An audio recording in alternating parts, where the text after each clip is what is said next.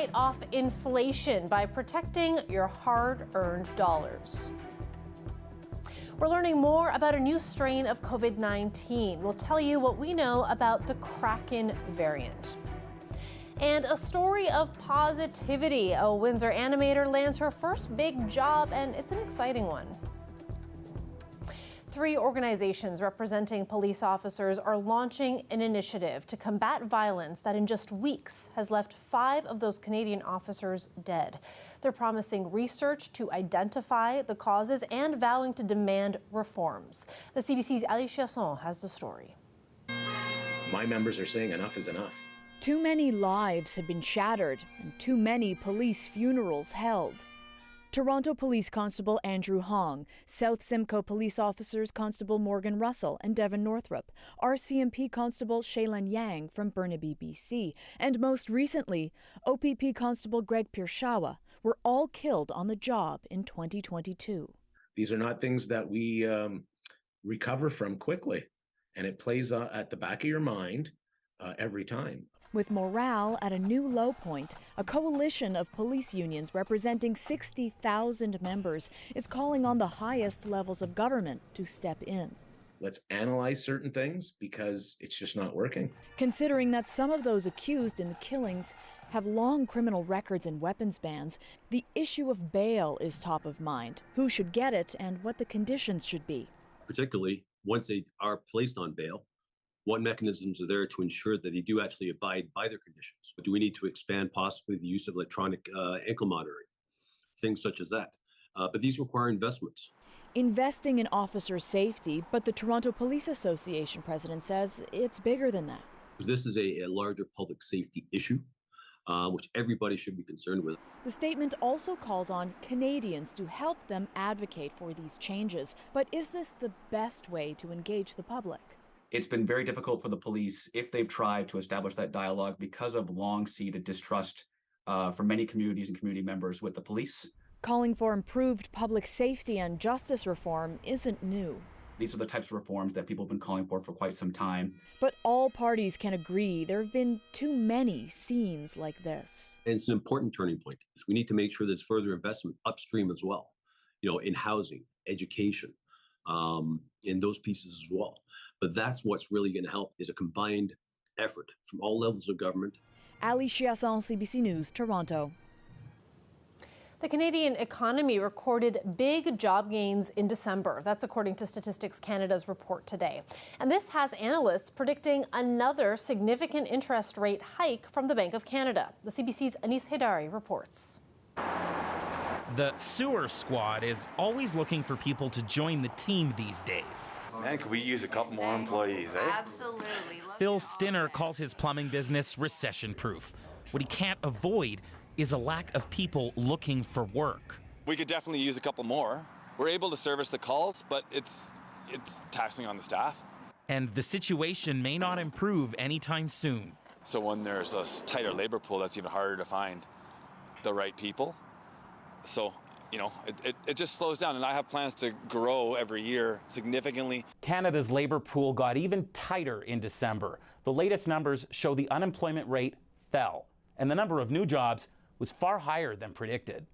It was an absolutely massive surprise. The expectations from economists were for just 5,000 jobs to have been created during the month of December, and we got a number that was more than 20 times that. The catch is that while more people are working, the total hours worked in the economy stayed about the same. Experts say that could be due to people calling in sick or taking time off.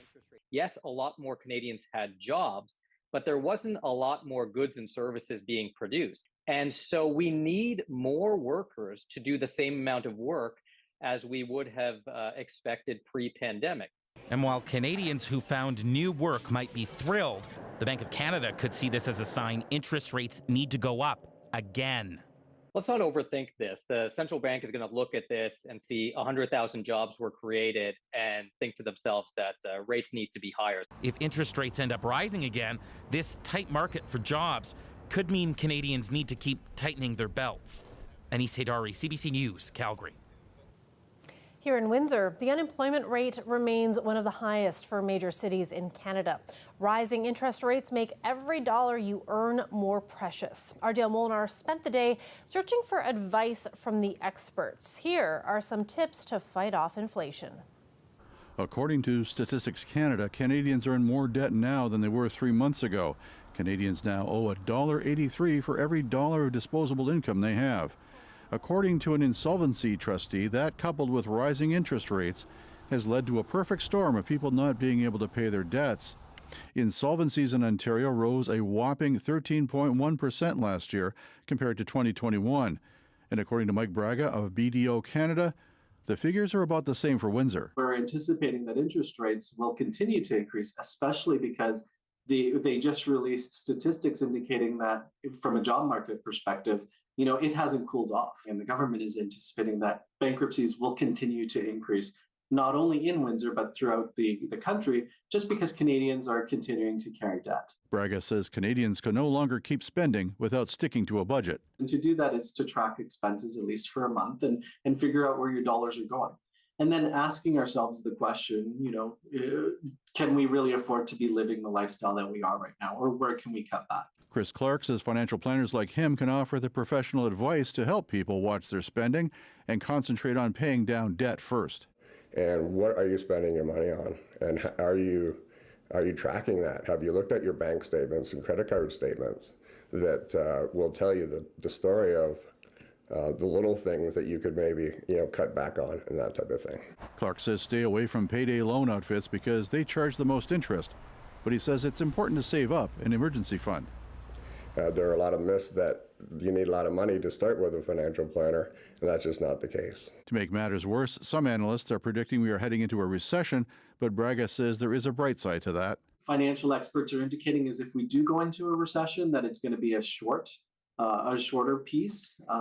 And realistically speaking, from a Canadian perspective, recession or not, the debt situation is really what we're concerned about.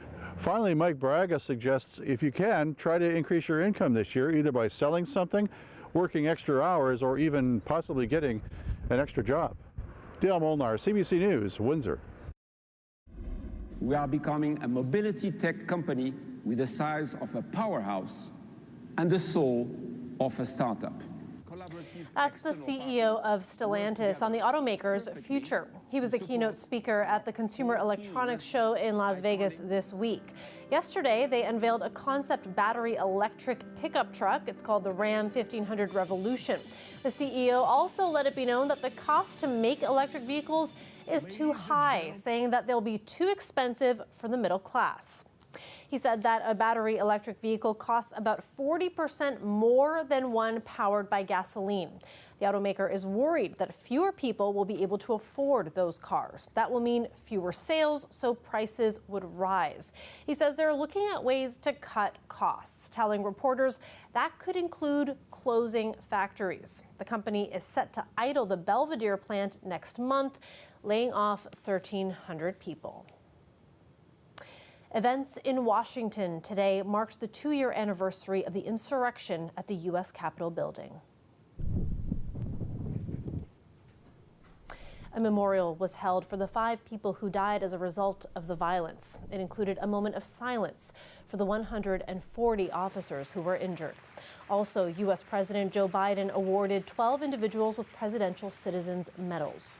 Officers who defended Capitol buildings that day were among the recipients. So were individuals who resisted efforts to overturn the results of the presidential election. Hundreds suspected of being part of the violence that day have yet to be identified.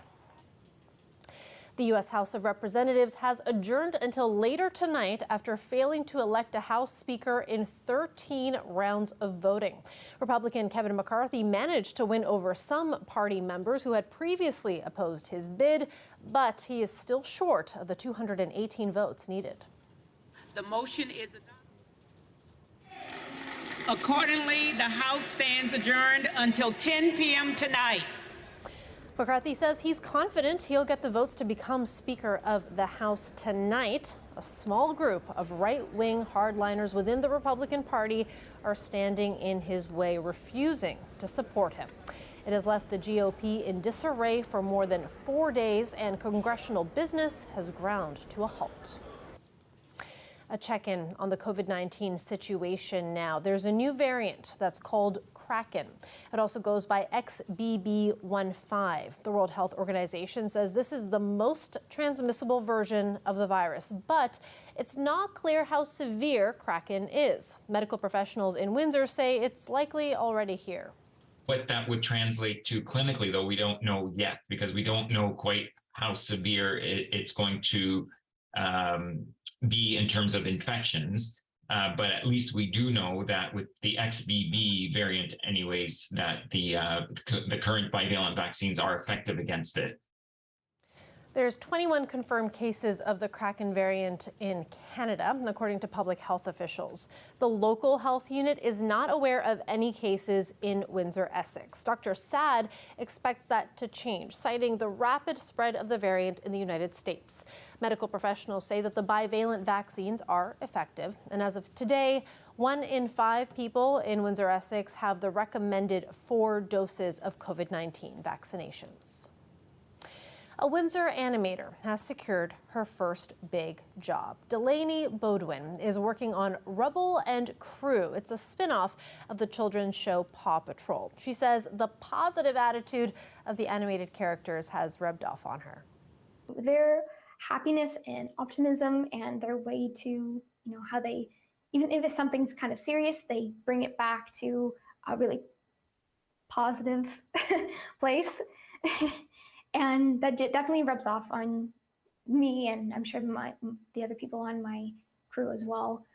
I am a 3D animator, so my job is basically like a puppeteer. So I'm pulling all of the strings to make the characters actually move and act. So all of their big actions and gestures, or the way they move their mouths, that's all what I do as an animator. So when you see the promos or the final show, it's going to look fantastic. It looks amazing, but that takes so many other people. So it starts from script and storyboarding and hand-drawn planning, and then it goes through a bunch of designers, and then it goes through people who actually will model and sculpt the characters and the backgrounds and spaces that they live in, all on the computer, and then it comes to me, and I'm the one that makes them move, or me and my team. We make them move and act, and then after us, there's a whole other post-production team that will light it, they will render it, and they will make them look fuzzy and like they're glowing. So there's tons of people working on this that make it look how it is in the end. It's a real treat to work on, and I hope everybody gets to watch it at some point, whether they have kids or they are a kid or they're grown like me. I hope they get a chance to watch it. Live look outside there as we look into the weekend. Sunshine promising to pop out on Sunday. Colette will be here right after the break with your weather. Stay with us.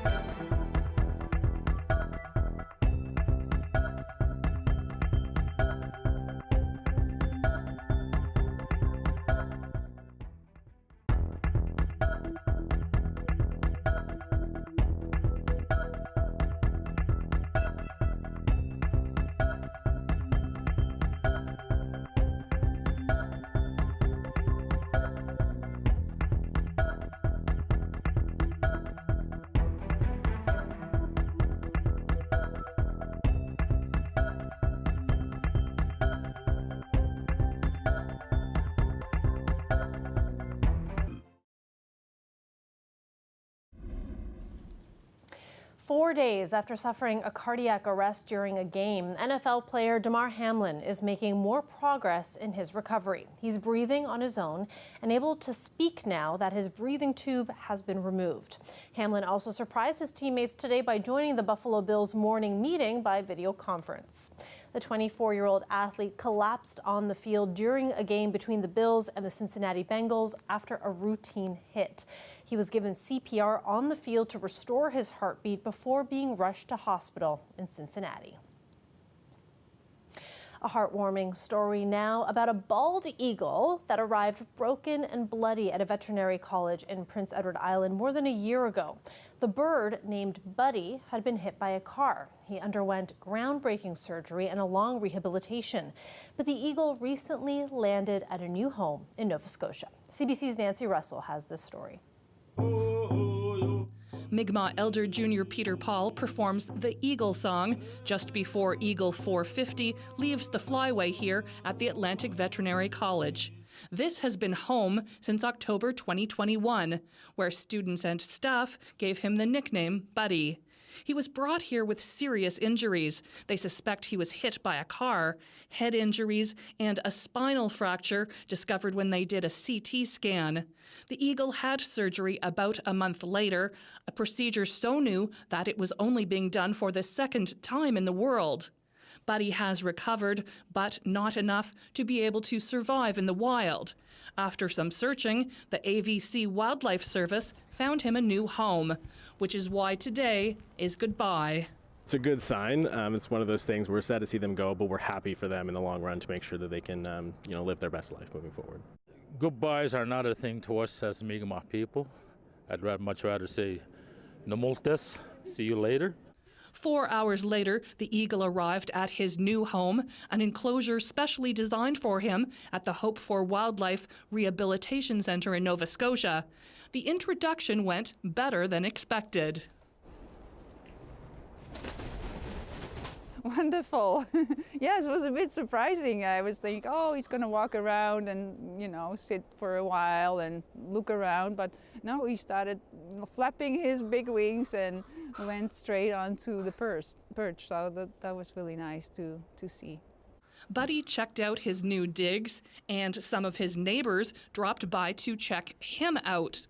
Everyone eager to see if he would like his new home. The ones that are maybe more heartbreaking are the ones where you don't have this fantastic endpoint. So a little bit sad to see him go, but I would be much more upset if I didn't have the opportunity to transition him into a permanent home. That was where he should be. Now Buddy takes on a new role as ambassador. His story giving visitors a deeper understanding of the challenges bald eagles face in the wild. Most of the animals that come to us because they've been injured by human interaction. So by being able to show the public these animals and share their stories, they will become more aware of what they can do to help. Visitors will soon be able to see Buddy and hear the story of how he got here. Nancy Russell, CBC News, Charlottetown.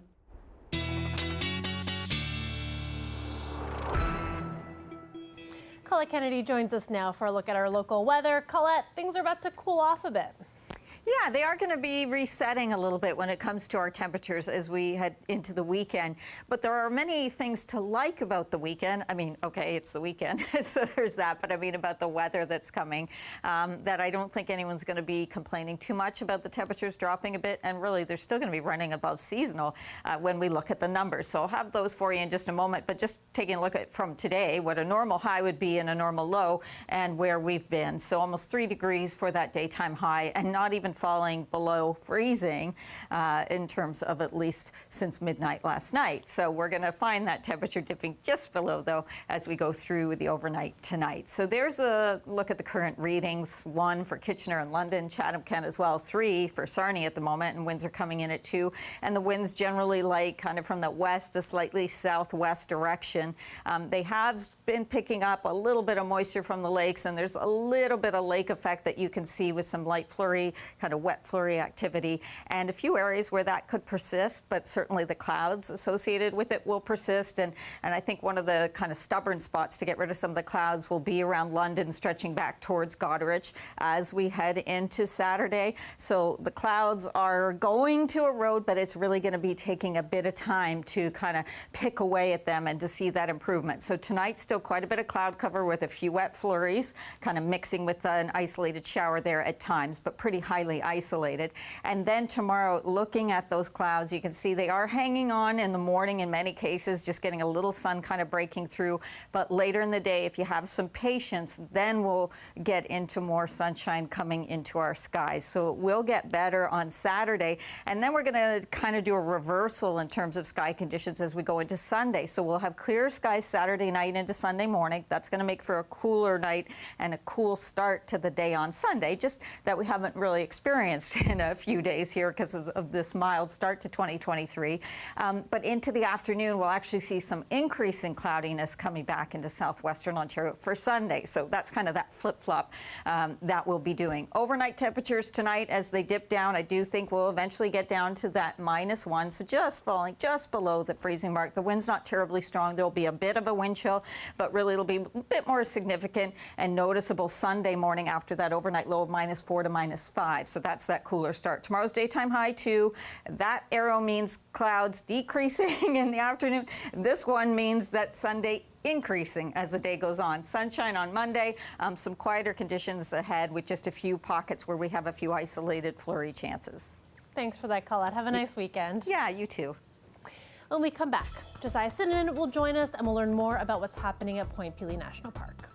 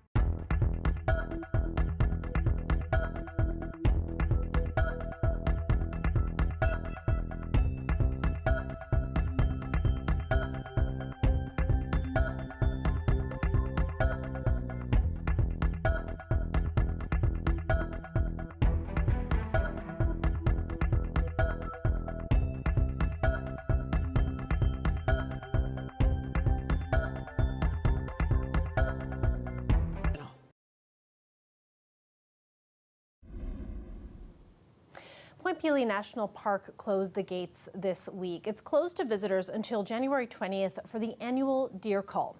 And the CBC's Josiah Sinanen learned more about the tradition and how it differs from what may come to mind when you think of hunting. And Josiah joins us now live in studio to chat more about this.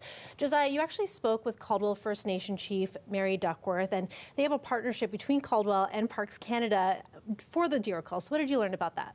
Yeah, so there's a really unique partnership that happens between Caldwell First Nation and Parks Canada. So as you may know, the historic land claims on Point Pelee are by the Caldwell First Nation. So this space is sacred to them as their ancestral lands. And Parks Canada has really collaborated with them in many ways. So Caldwell is able to undertake ceremony in the park. They have renamed different parts of the park. And there's this annual deer call, which is such an important element of having them reconnect this space with nature and as a community. And it's also important for managing the deer population, as you mentioned. So let's take a look at some numbers here. The area of Point Pelee itself can only sustain between 24 and 32 deer before the ecosystem is in danger. And that's because these deer can actually wreak havoc on the plant life if they aren't controlled. Of course, thousands of years ago, the area that is now Point Pelee used to have natural predators, black bears, wolves, and cougars that naturally balance the ecosystem.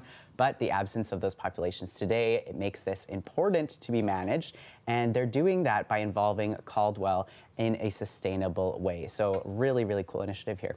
And tradition is a really big part of this. So what did you learn about how it's being done in a way that might be different than what we think when we think hunting? Yeah, exactly. So this is quite different than what might come to mind. You might think of guns and going out into the park and tagging and hunting deer, but there is preparation involved. People have to apply to do this. There's a unique hunting method using some screens to blind. And also the nation utilizes the entirety of the animal once they, what they call harvest the deer. So here's what Chief Duckworth had to say. And they'll go in, they'll harvest the deer, and then the deer will be taken out and sent to the abattoir, where it will be wrapped and distributed to the First Nation band members' families, the old ones. And also the hunters do take a deer too, because they're supporting their families. So there you have it, Kat, a very interesting and sustainable method going into this cull. And if you want to hear more of the full interview with Chief Duckworth, you can find that on the CBC Listen app under Afternoon Drive. Thank you so much for this, Josiah. I appreciate it. Thank you, Kat. He's got Wall with him. Joshua walks in, Gunther with a chance to score!